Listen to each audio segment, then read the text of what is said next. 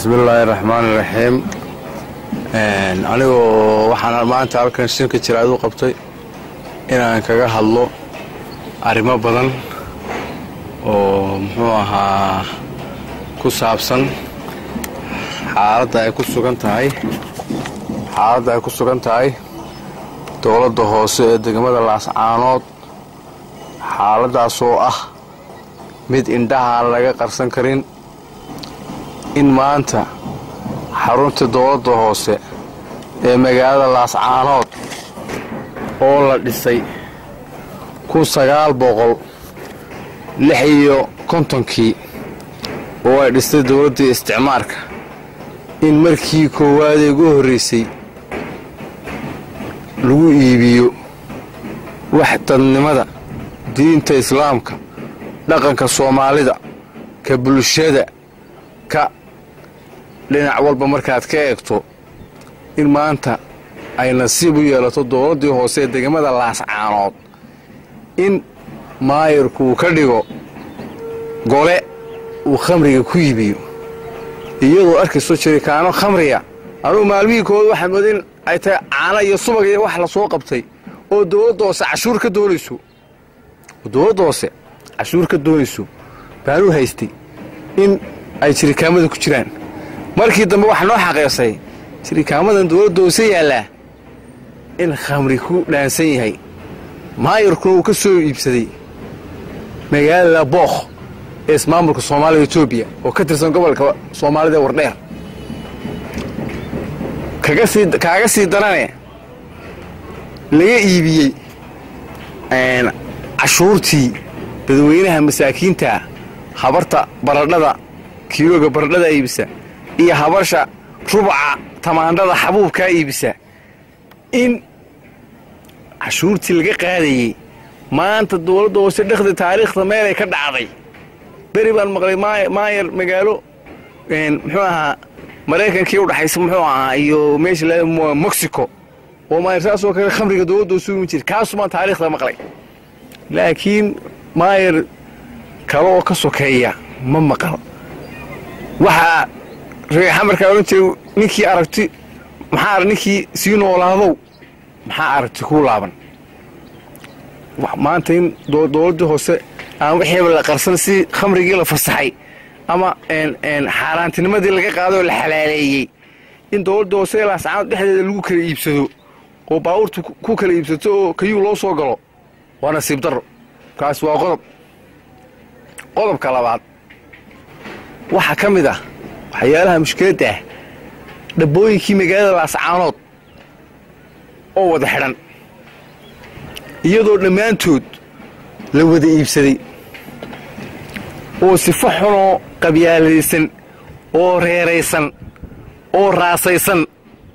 loo iibsaday. waxyaalaha cajiibka bay ka mid tahay iyadoo qofkii dhulkiisii inta nin kale ku qabsay aroortii maayirka oo cagaftii wata sheewaltii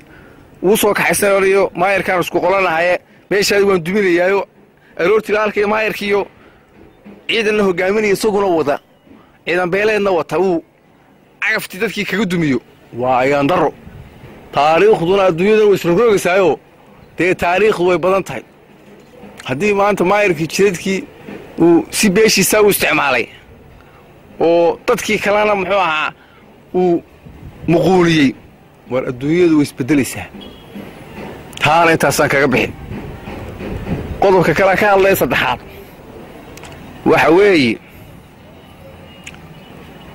waxa weeye qodobka saddexaad aan ka hadlayaa magaaladeenna meel walba waad aragtaa qashinka yaalla. meel walba qashinka yaalla waxa isku xaniban waad ogtiin mid qallalan iyo mid qoyan. qashinka yaalla magaalada waa laga warhayaa. dowladda hoose u xilsaaran cashuurta waxa dadka looga qaada inay saxa wanaagsan oo nadaafadeed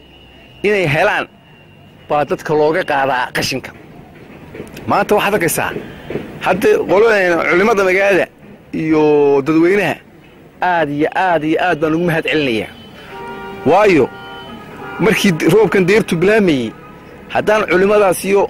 dadka magaalada qashinka iska qaadin maanta laascaanood 10 kun oo qof dhiman lahaa oo dhiman lahaa shuban iyo fuuqbax iyo dhiyaar iyo dhiman lahaa shuban u dhiman lahaa iyo wuxuu ahaa baa u dhiman lahaa haddaan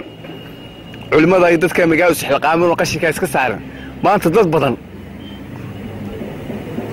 ma soo gaadhay ma noolaadeen dad badan oo cudurrada iyo waxaasa shubanka iyo kaneecada iyo waxaasa dil lahay duqsiga baa dil lahaa magaalada u malayn maayo magaalo ka qashin badan in geeskan Afrika laga helayo u malayn maayo iyadoo qashinkii cid qaado cid u xirsaarnayd baan qaadayn cid u xirsaarnayd baan qaadayn intaasan kaga baxaya waxaa dadka magaaladu isku tashado qashinkaan iska gurno qaalaanka ugu horeeyaan laga bixinayna asna waa qodobka kale ee aan doonayo inaan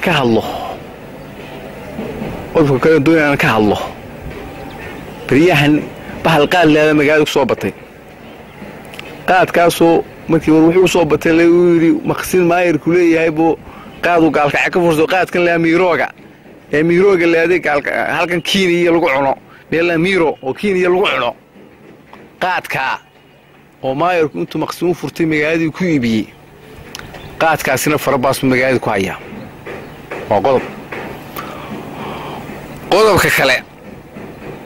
yeeshi doodoosi waxa ka jira musuqmaasuqa ugu weynaa baa ka jira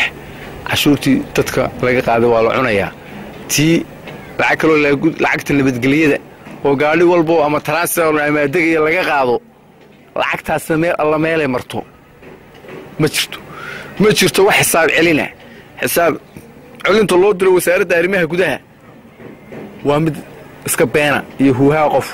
guri hoos ku qortay waxaan leeyahay wasaaradda war waxaan wax ka qabta waxaan in badan la qaylo waan dirinay waxaan wax ka qabta oo waa laga soo ilaa wasaaradda ragii jooga halkan deegaankan ka tirsan oo madax ka war waxaas ma shaqeynayaan hebel baa wasaaradda ii jooga iyo hebel baa magaranaysa ii joogaan la soo hadlaan wada hadalaa shaqeynaya ma aha waa la xisaabtamaya si dhaba waa loo xisaabtamaya dib dambe loo kala warwareegi maayo loo kala xishoon maayo xishoodkii waa dhammaaday dulqaadkii waa dhammaaday samirkii waa dhammaaday war waxaan leenahay war meeshan la soo gaadho intaan meeshan la isku qabsan la soo gaadho intaasaan kaga baxaya waxaa la nin weyn iyo gabadh reer koomulisay waxba uma sheegaan intaasaan kaga baxaya war meesha la soo gaadho wassalaamu calaykum waraxmatullah